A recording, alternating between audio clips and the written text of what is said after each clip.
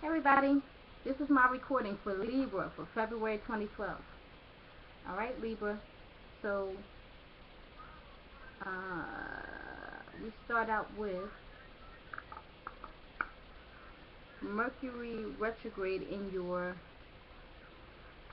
6th house, and then it moves to the 5th.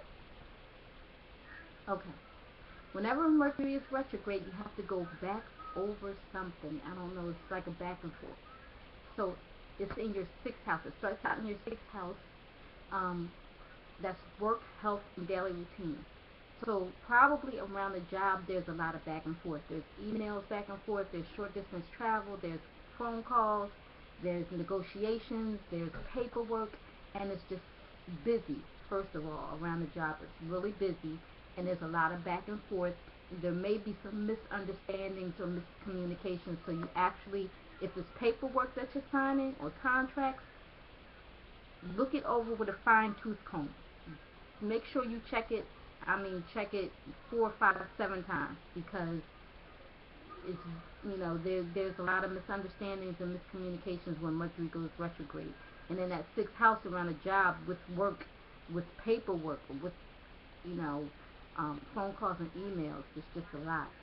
And then there may be a lot of rescheduling with doctor's appointments. You have to keep rescheduling your doctor's appointments. And then, it's also there with Neptune, and Neptune already brings confusion. And then, Mercury brings Mercury retrograde brings confusion and going back over things, and it makes you lose focus, like you're not as sharp as you normally are. You're not focused. And so you may even feel off or feel, a little hazy and not even understand why. And you know what? That's for everybody. I should have said that to everybody. You may feel a little hazy or off. Okay? And then it goes to that 5th house. 5th house is romantic partner, children, and creative endeavor, something like that. It's the pleasure house, and it's a house of amusement. So this is your focus. Wherever the sun is, that's your focus. So your focus either on your romantic partner, on your children, or this creative endeavor, and Mercury is retrograde there. So you may be reuniting with a past romantic partner, or with someone from the past. Doesn't just have to be a romantic partner, I guess, but that's the house of romantic partners. So more than likely you're reuniting with a romantic partner.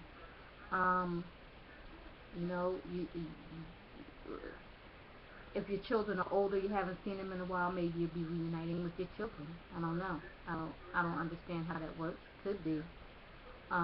If it's this creative endeavor, you may be going back and forth with this. There's a lot of back and forth. Phone calls, emails, short distance travel, whatever it takes, and it has to do. And the 5th house is also entertainment, so it has something to do with entertainment too. Okay, let's see what else. So now the Sun squares Saturn. Sun is in that 5th house, and the Saturn is in your 2nd. 2nd house is your finances, is self-worth, is material possessions and values. Saturn is the teacher, and it's laws and restrictions and obligation, commitment, responsibility. So there's some type of financial responsibility or obligation that you have, and it is bringing some challenge to this.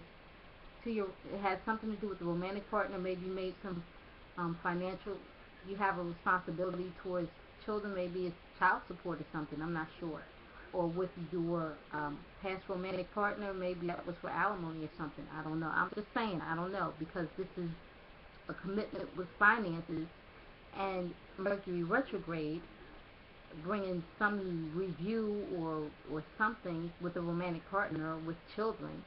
So I can only, in my mind, I don't know, it can play out in a whole lot of different situations, but I'm thinking either like child support or alimony. I don't know. I don't understand. Give me some feedback. Let me know. Okay? This is just my interpretation. It's not set in stone. Doesn't have to be true. Okay? Let's see. Okay, now Sun trine Mars. So Mars is in that first house, and the Sun is in that fifth house. So you are actually ambitious and assertive and aggressive right now when it comes to, first house is all about you, the way you think, speak, look, feel. So you're really assertive and aggressive and ambitious right now, and it may have something to do with this opportunity, this creative endeavor or project that you're working on. Okay, but if it's the opposite, if it's like a frustration or stress, then it has to do with maybe a situation with your finances, with your romantic partner or your children. I don't know. It's not, either way, you already know what it is, so it's not bad news I'm bringing you. It's just the transit that we're going through. But if it's this creative endeavor, you are really ambitious and assertive and aggressive right now. Okay, so watch the ego, because the first house is ego. Watch the ego. Don't get cocky. Okay, don't get conceited right now. Don't get arrogant. Watch the ego. Just watch the ego. That's all. If you're aware, then you can handle it. But some people won't even be aware. They'll just be feeling like, you know, because Mars gives you that energy and makes you think you can do anything, and you can achieve your goal, but you don't have to have an attitude with it. That's all I'm saying. Okay. All right. I'm not busting on you, Libra. I'm just saying, do your thing. Do your thing. Just watch the ego. That's all. Okay. Jupiter square Uranus. Yeah, Jupiter square Uranus. Jupiter in that 10th house, and Uranus is in your seventh and 10th. Okay, Jupiter around March, it brings plenty of opportunity. It's a public house.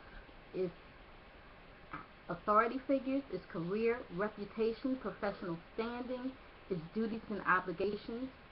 And that 7th house, Uranus. Uranus is the awakener. It's ups and downs. It's uncertainty. But it's also independent and rebellious and far thinking, far looking, unusual, creative. Like, it's just one of those crazy planets. So the 7th house is relationships. So there's some uncertainty around some relationships when it comes to, and it's bringing a challenge to your career. So there's plenty of opportunity around your career. Maybe watch the people that you are dealing with. Is it your career? Then watch the people that you're dealing with the business relationship, because there's some uncertainty there. Okay, just be careful. And just, if it's because it's contract too. So if it's a contract involved in a business relationship and it has to do with this opportunity or career, go over it and over it and over it, and have somebody else go over it. Okay, because there's something there. There's some challenge. There's a challenge there. Okay, with the business contract having to do with this career, because this career is getting ready. It's opportunity is coming with authority figures. It could be, you may be out in the public, whether a big scale or small scale, but so just watch the paperwork that you're signing. Watch the relationships, the business partnerships, one-to-one communication, whatever it is. Know who you're dealing with. Just know who you're dealing with. Pray about everything. Just put God first. He'll lead you where you're supposed to go. He'll give you the right, he'll guide you. Okay? He'll guide you in the right direction.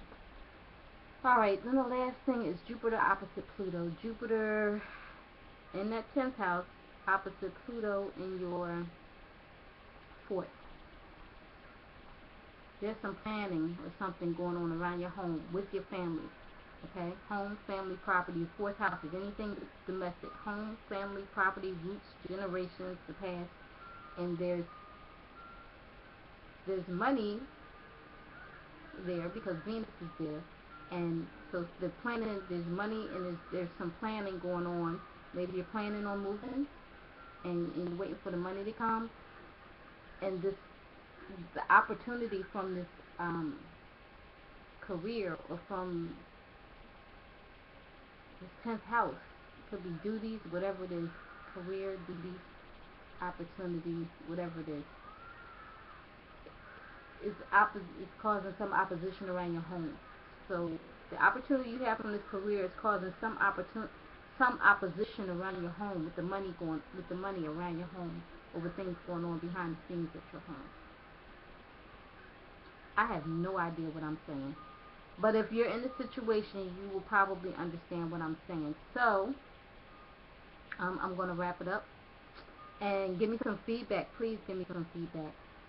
So I say this in all my videos. I will continue to say it. This is strictly for entertainment purposes only. None of this is set in stone, and before all of this, I put God first in my life. So thank you so much for watching, and have a blessed day.